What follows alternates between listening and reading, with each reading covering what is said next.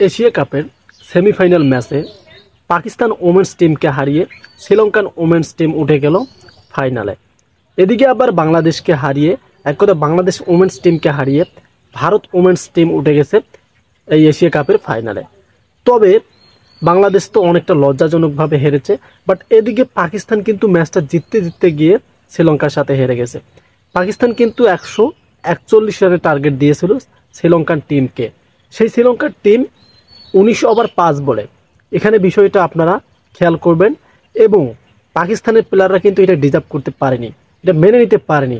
হয়তো তারা ভাবছিল যে পাকিস্তান ওমেন্স টিমটা ফাইনালে উঠে যাবে এবং ভারতের সাথে খেলবে, বাট তাদের স্বপ্নটা কিন্তু ভঙ্গ হয়ে গেছে। কেননা আমরা দেখেছি 19 ওভার 5 বলে গিয়ে লঙ্কান যে ওমেন্স টিমটা আছে তারা কিন্তু ম্যাচটা জিতে নিয়েছে। এই কারণে কিন্তু যারা পাকিস্তানকে সাপোর্ট করেছেন তাদের খুব মানে খারাপ লাগছে, এবং যারা খেলাটা দেখেনি তারা কিন্তু আপডেটটি শুনলেই বুঝতে পারবেন। সো বিশ্লেষণ বলতে ক্রিকেটের কিছু মুহূর্ত আছে, কিছু আংশিক যে অংশগুলো থাকে যেগুলো আমরা ভুলতে পারি না। যেমন আমাদের বাংলাদেশ ক্রিকেট টিম যদি কোনো ম্যাচ জেতে সেগুলো হারতে হারতে গিয়ে জেতে এবং জেতা ম্যাচগুলো হেরে যায়।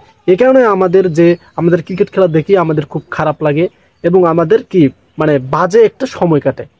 সেক্ষেত্রে আমরা দেখেছি যে বাংলাদেশ টাইগার টিম শুধু 80 রান করতে পেরেছিল ভারত ওমেন্স টিমের কাছে, এবং ভারত ওমেন্স টিম কিন্তু তারা খুব দ্রুত ম্যাচটা জিতে নিয়েছে এবং এশিয়া কাপের ফাইনালে উঠে গেছে। তার বিপরীতে যে খেলাটা হলো সেটা দেখতে পেলাম Sri Lanka versus Pakistan women's team. সেখানে আমরা কি দেখতে পেলাম, সেখানে প্রথমত পাকিস্তান ওমেন্স টিম কে ব্যাটিংয়ে নামলো এবং তারা ভালো একটা স্কোর করেছিল। তারা আশাবাদী ছিল যে এই রানের স্কোর দিয়ে তারা শ্রীলঙ্কার ওমেন্স টিমকে হারিয়ে ভারতের সাথে ফাইনাল খেলবে, কিন্তু তাদের স্বপ্নটা একবারে ভঙ্গ হয়ে গেছে।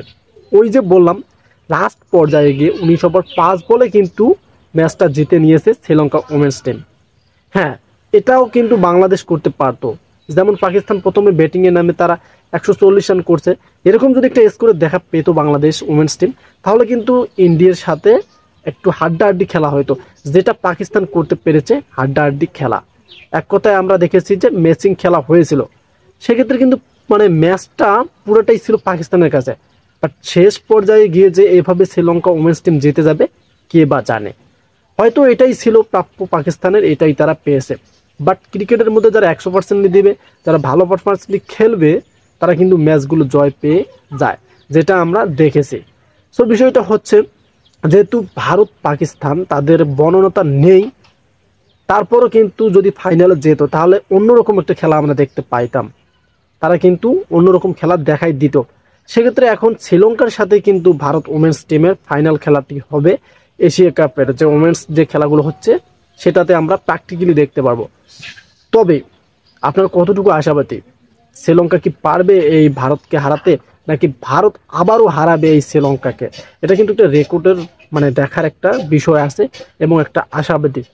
সো বিষয়টা হচ্ছে অবশ্যই কমেন্ট করে জানিয়ে দিবেন যে আমাদের ভিডিওগুলো আপনাদের কাছে কেমন লাগলে। আর যারা ক্রিকেট ভিডিওগুলো পছন্দ করেন তারা আমাদের চ্যানেলকে সাবস্ক্রাইব করতে পারেন। নেক্সট আবার আপডেট ভিডিও সে মতো ভালো থাকবেন। আল্লাহ হাফেজ।